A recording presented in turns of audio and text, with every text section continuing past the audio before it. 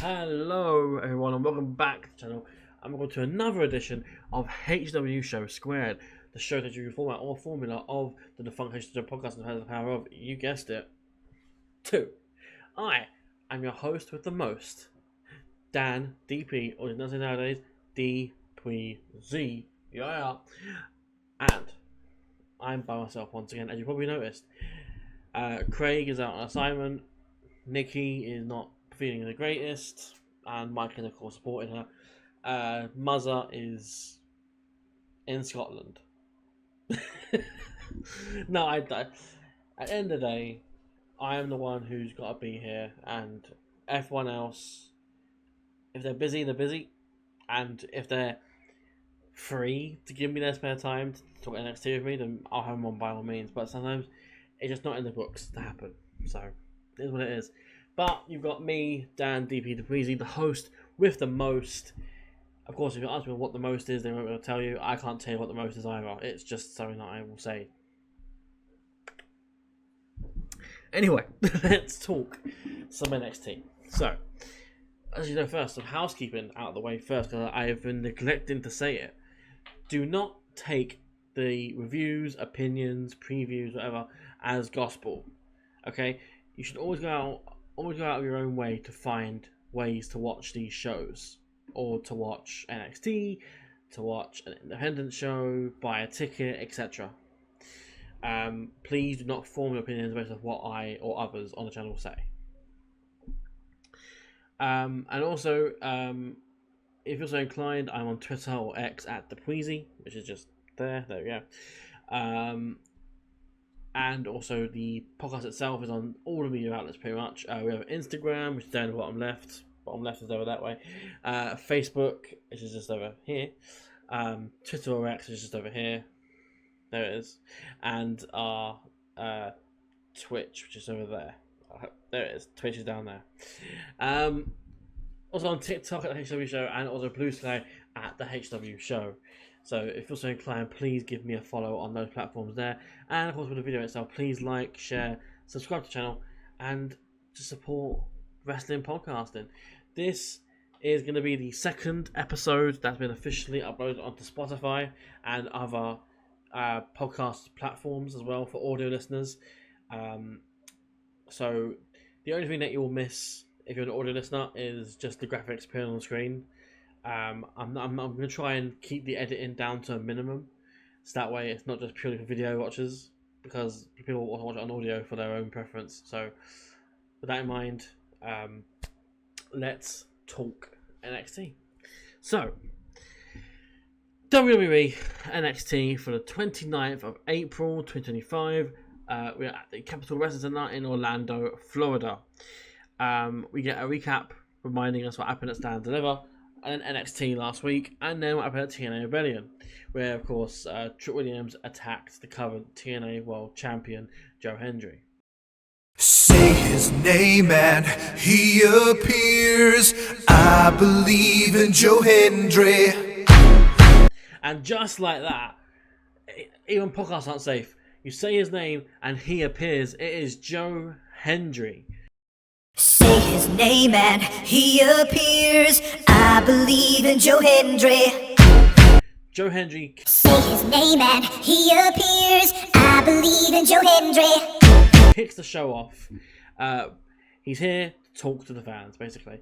He recounts fighting Randy Orton at Mania and successfully defended the TNA World title at Rebellion. He also mentions Trick's attack of him at Rebellion, and there's a chance I'll whoop that Trick, to which Joe says that he will. Joe then says that Trick used to be someone that people can look up to. He says now that Trick is now entitled, but it's worse than that. Trick used to be Mr. Let's Talk About It, and he's angry because people weren't talking about Trick. They were talking about Hendry. He calls Trick arrogant and angry that he couldn't win back the NXT Championship, so he went over to TNA to try and get a title shot from Hendry. Hendry then called out Trick, telling him to get his ass out there right now.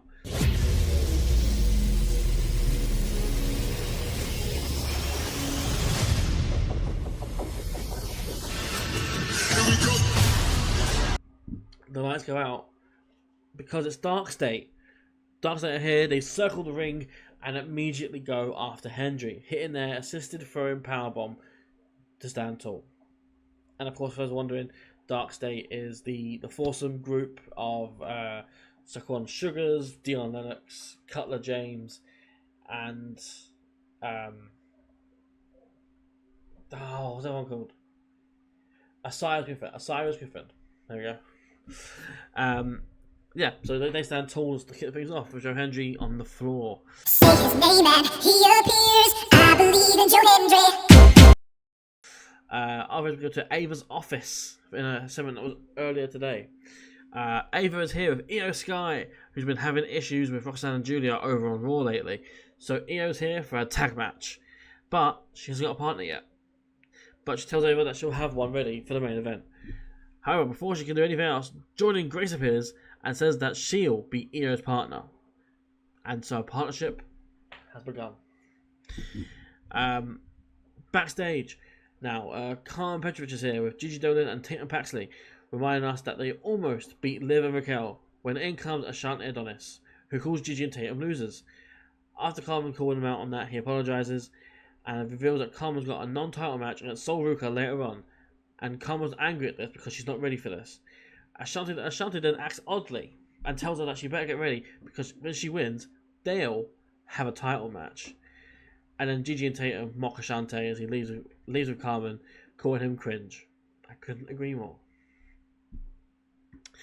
Of course, I should as well take this moment as well to offer my condolences to those who lost their jobs or lost their dream careers this past 24 hours or so.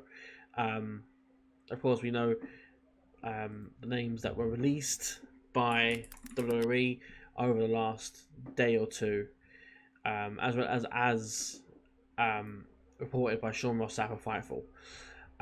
So, the list reads as follows. Shayna Baszler, Dakota Kai, Braun Strowman, Kaden Carter, Katana Chance, Gigi Dolan, Eddie Thorpe, Javier Bernal, Oro Mensah, Wolfgang, Mark Coffey, Joe Coffey, Riley Osborne, and Cora Jade. And now Daddy Palmer was the most recent one as of recording. That is 15 people that have been released. That is about 6 or 7 tag teams that they've now essentially destroyed in the women's tag division. So say that what you will. I find it bizarre, to be honest, but I guess they've got their reasons. But yeah, for the all of listeners, I was doing the money sign. So yeah, of course, heart goes out to all of them. But you know, we live in a day and age where they will not struggle to get work as well. Like independents will be crawling after them. Like they've built their names in NXT and WWE, using that branding as well to build their own careers and their own namesakes, to the point where they can easily get jobs elsewhere in other companies, and it'll work out just fine for them. So I'm hoping, you know, all the best for them all, but I don't really have much fear for any of them. After we go into the first match of the night, it is for the men's NXT North American Championship. The challenger Lexis King taking on champion Ricky Saints, or as the crowd will keep insisting on, Ricky Strokes. Ricky Strokes. If anyone can tell me what that means, please let me know, because I genuinely have no idea what that is. Ricky wins and retains following the Rochambeau. I rate it 3 stars. This was perfectly a serviceable match that served a purpose as well. It beefed up Ricky's record and gives him a meaningful opponent to add to his record too. But the key thing here will be how they treat Lexis going forward, because he's never really been higher in NXT than the Heritage Cup. And even then, that's quite a low standard in NXT. So with that in mind, Lexis's next thing needs to be something of value, because otherwise it's not going to be, you know, that important, and it might end up like the feud he had with Eddie Thorpe about music. You know, us OGs don't forget that, because it was horrible. The match though was a good match to open things up with, so good stuff all around. After this, we go into the progressive segment or vignette. We see the Culling, who are chilling out in their dark room. Sean Spears gives us a recap of the Cullings falling, the shortcomings. Obviously, Hank and Tate became the tag champions over the Culling on that NXT episode. And also, we saw Izzy Dame failing to win the Women's North American Championship at Stand and Deliver in the ladder match. But he says that if they fear failure, then they're putting limitations on their own lives. He turns to Izzy and tells her that she needs to find a way to stand up from the pack and find a way to rip a spotlight from someone and put it where it belongs, on her. He then turns to Brooks and Nico. He wants them to be more cohesive unit, to connect on a below the surface level, and that's how they'll get to where they need to be at the top of the tag division. Meanwhile, Sean Spears will be watching on and keeping an eye on everything that's going on. Now, I want to open up quickly to the people, to the listeners, so be it. If you get this final video, leave a comment down below and just say, what do you think of the Culling? So the team of Sean Spears, Izzy Dame, Brooks Jensen, and Nico Vance. Just let me know what you think, and get some collaboration and some communication going. So after this, now we go to the ring. Because Tony D is here, Tony D'Angelo. Surely he'll have some words about Stacks. Tony starts off by saying that he did not expect what happened at Stand and Deliver to actually happen. He thought he and Stacks would just talk about it because it's been quite heavy, sort of heated lately. Tony recalls a time when they were both kids and how he'd always have Stacks' back. Tony talks about the time that Stacks stood in for Tony when Tony was unable to run the family. However, he says that Stacks is too impulsive. And Tony says that's why he is the Don. Tony says that Stacks waited for the right moment and stuck the knife right in his back. Tony says as well that the family is in disarray. Nobody knows where Luca is, and Rizzo's in hiding. At this point, Stacks appears on the screen, Titantron, by the infamous family bridge where people allegedly go missing. Could that be where Luca is now? Is he in the water with the fishes? Stacks says that Tony was getting soft, and that he wasn't following the family pledge they're all supposed to. So that is why Stacks had to put Tony in his place. Stacks then gets Tony questioning who he can and can't trust, and then suddenly, some family members attack Tony. Tony clears them out though, and Tony then says that if Stacks wants Tony, he's going to have to come collect it himself. Basic, but good. Very good. After this, we go backstage. It is Metaphor. We see Noam Dar shining up his Heritage Cup along with Oro Mensah, when in comes Lash Legend and Jakara Jackson, and they celebrate briefly and mention the idea of a reunion. Yes! Like that, right? There you go. There's your M. Yeah. But, maybe more like, nah. Lash says that they need to talk, and she says how she and Chikara have had their own successes, being in Saudi, having challenges for the women's tag belts, and Lash is in the Royal Rumble as well, and Oro's been killing it on Evolve, which is not much of a brag, to be honest, but... No one agrees though, and says that the group worked best when they all focused on individual needs and successes, and like that, they agree to go their own separate ways. With a final, Noam then sits alone in the locker room with his Heritage Cup, wearing a Change of Heart hoodie, inspired by the Yu-Gi-Oh card Change of Heart. Kind of somber, kind of bittersweet, because now I know sort of why they did this. So for those who don't know, or those who maybe skip that bit, Oro Mensah and Jakara Jackson have both been released by WWE in what is to me, frankly, bizarre move. You've just had a segment where they're praising them and what they've been doing, to then be like, oh, the next, over the weekend now, since the 4 days or whatever, it's been now just, oh, you know what, we don't need you anymore. It's kind of just, it's kind of sickening, in all honesty. But yeah, no Das is alone with his trophy, and then that's the end of that. We go into the second match of the night. It is a non-title singles match between Carmen Petrovic along with Ashanti Adonis, taking on the women's North American champion Sol Ruka, who is here with Zarya. And Sol wins with a Soul Snatcher. I rate it 2 stars. If you've been watching these for a bit, you know the rules. This went about 3 minutes, which is frankly stupid, but it wasn't necessarily a big match for anyone involved anyway. So I'm not even sure what the point of the match was. But then again, sometimes it can be okay to have matches for the sake of having matches. So yeah, I mean, it's not ideal, but it is what it is. Post-match, however, Ashanti begins to admonish Carmen for losing, and Carmen finally loses it and kicks Ashanti upside his head. This is met by several chants by the crowd going, one more time, and I'm just personally pleased to see this whole thing be over for now. It was nothing for the longest time. After this, we go into another in-ring promo because Trick Williams is here. Trick attempts to say Joe Hendry's name and get him to appear, but he doesn't. And Trick says that Joe's lucky that Darkseid got him before Trick. Trick then says that his appearance at Rebellion was out of character, and even that, some people say that Trick is crashing out. He says that he's making his TV debut soon, which prompts fans to chant Hollywood Trick, and Trick calls Joe a local talent. Trick wants his men's NXT World title back.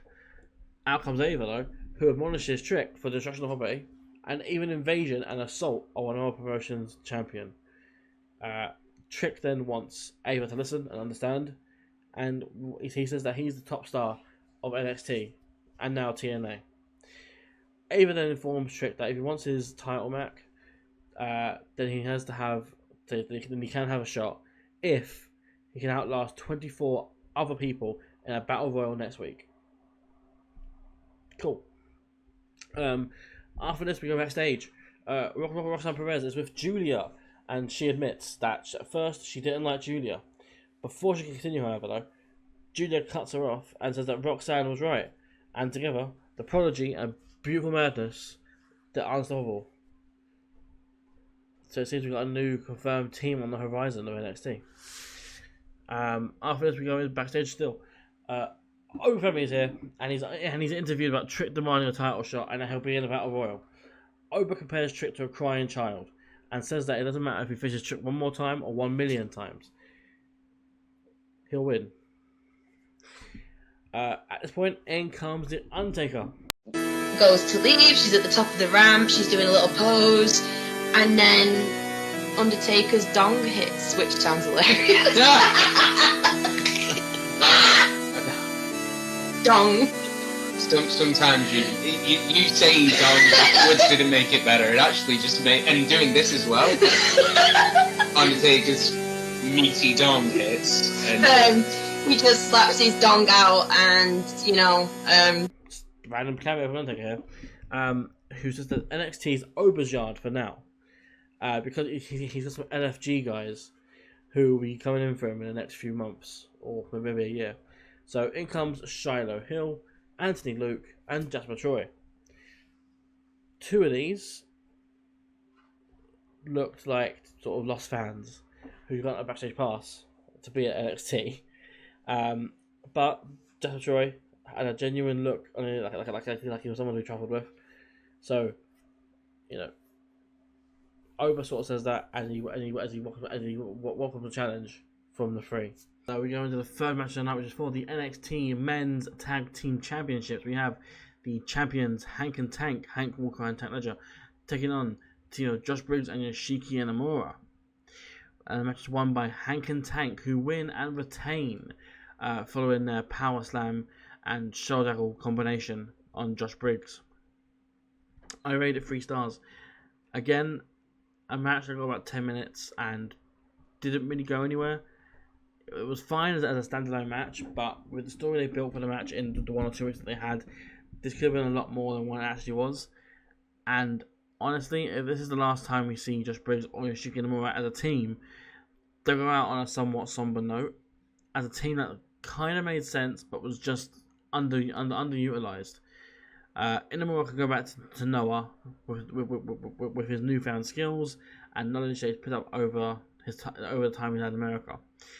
Briggs, I do worry about, however, because Briggs he's not the same as Inamura, and Briggs may struggle. Maybe. After this, we go backstage again. TV and Heights are here with Ren Sinclair when Miles Bourne appears. The Battle Royal that says that they're talking about may include Evolve talent, LFG talent, and TNA talent. Charlie is also apparently still pissed off that Miles teamed with Javon last week, but Miles don't care what Charlie thinks. So Miles declares himself for the Battle Royal. Tavian says he wants in too, but he wants to know what Charlie will say. Ren says that Charlie is a man who has many thoughts about many things. However, when she's quizzed about what that means, Ren says that she has no idea. And that's it. On the graphic itself for the Battle Royal, you can see Charlie Dempsey is actually going to be in the Battle Royal as well. So, after this, I don't know if it was just my feed, I don't know, but there was a weird sort of promo, which sounded a bit like Dark State, but I'm not sure. The camera sort of panned to the crowd, and it was just in the crowd. It was just in the crowd, and it was really weird, really odd looking as well. But yeah, after that we go into a vignette with Chase U. They are back. We see an almost full classroom. Andre says that he never thought he'd be opening the doors again, but never say never. He goes to continue as Kale Dixon and Orion Connors appeared into class late. They apologise and they take their seats. Student in the front row, Chad, questions why they're late and that they should have been there for around 9 o'clock. They tell Chad to shut up because nobody likes a snitch. Andre then sticks up for Chad, saying no student at Chase U will talk to another student at Chase U like that. Andre proceeds to say, Chad, fuck your questions, because Chase U is indeed back. Kind of nothing there, but it's to be expected. They're back. Andre's back with a new cohort, of course. We know Riley Osborne was part of the released list a couple of days ago as of recording, and we also know that Duke Hudson was released as well in the last batch of releases of the WWE, which is just, it sucks to see. But Chase U is back with Andre and some new faces, and Thea Hale is doing her own thing. So yeah. After this, we go backstage to Saruka and Zarya, who are chilling in the locker room when in comes Kalani Jordan. Kalani mockingly applauds Sol for not defending her title tonight, and then picking Carmen literally over anyone else in the roster. Kalani reveals that she wants a shot at Sol, and Sol is more than willing to give her one. However, as it develops, Zarya steps in, saying that Sol's put too much work in to just give out title shots, so Kalani will have to fight Zarya first, which Kalani agrees to hesitantly. So it seems we'll get that next week. After this, we go backstage again to another earlier tonight segment. We see Joe Hendry getting seen to in the medical room when in comes Hank and Tank, presumably after their tag title match. Joe wants to deal with Dark State, get his hand on Dark State. Hank and Tank are more than willing to help Joe out with them. So after that, we get a three-way honk. And in the main event of the night, we had a tag match. We had Roxanne Perez and Julia taking on Jordan Grace and IYO SKY. And of course, we come out on top here. It'll be the good people. It'll be IYO and Jordan who win, following a moonsault from IYO onto Roxanne. I rated this 4 stars. Always a tough call to predict as well who would take the pin in a match like this, that's as stacked as this. However, Roxanne was the right call for this one, and honestly, a great TV main event. And the fact that IYO didn't feel on a different level from the rest of the women here just goes to show how stacked the NXT division is for the women. Post match, Roxanne is seemingly frustrated with Julia. And that's about it. After this, we go to Ava's office for the final shot of the show, which shows Stephanie Vicaire along with Ava in Ava's office, who've been watching the entire match. Stephanie wants to know who is going to be her opponent at Battleground. Ava reveals that Jordan Grace will face Julia next week, with the winner of that fighting Vicaire for the title at Battleground. And then the show ends on IYO SKY getting applause and cheering from the crowd, as she rightly deserves it, with the whole that. But yeah, that was the end of NXT, and that does bring an end to this review. As always, when it's just me, it's a bit shorter than usual because there's no real room for debate. But yeah, with that in mind, everything was obviously at the start of the video, so all the links are going to be in the description down below. My own link is there as well as the link tree for the podcast. But yeah, I've been Dan, DpuizY. Hope you enjoyed, and we'll see you next week. Bye.